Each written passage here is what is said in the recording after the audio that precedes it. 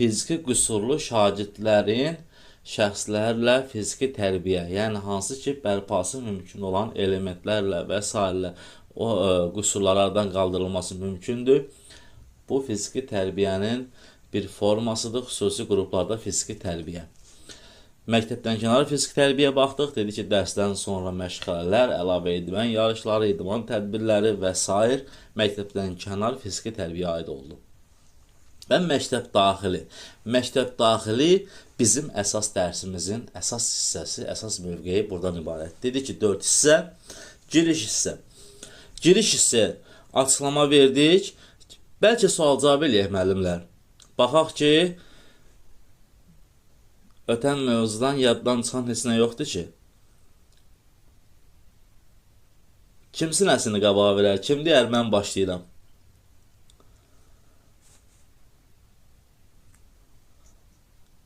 Hə, müəllimlər?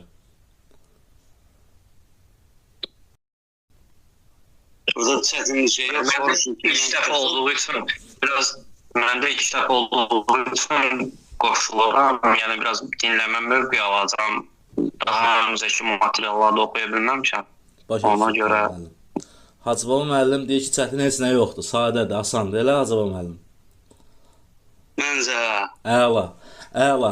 Fiziki tərbiyənin giriş hissəsində müəllim fəaliyyəti nədən ibarət edir Hacıbaba müəllim?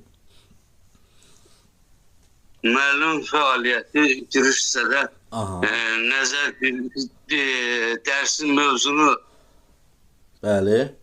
Məqsədi izah edir. Motivə edir. Aha, məqsədi mövzunun nəzəri deyin. Nəzəri bilişlər verir də elə bir Bəli, bəli. İstifadə olunacaq hərəkətləri izah eləyir, dərsin məqsədini izah eləyir, qaydaları izah eləyir, hansı ki, bu qaydaların içində təhlükəsizlik qaydaları və s. da var. Motivi formalaşdırır.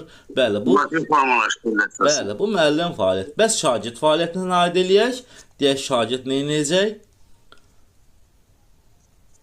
Şagird fəaliyyəti dinləyib. Bəli, anlayır.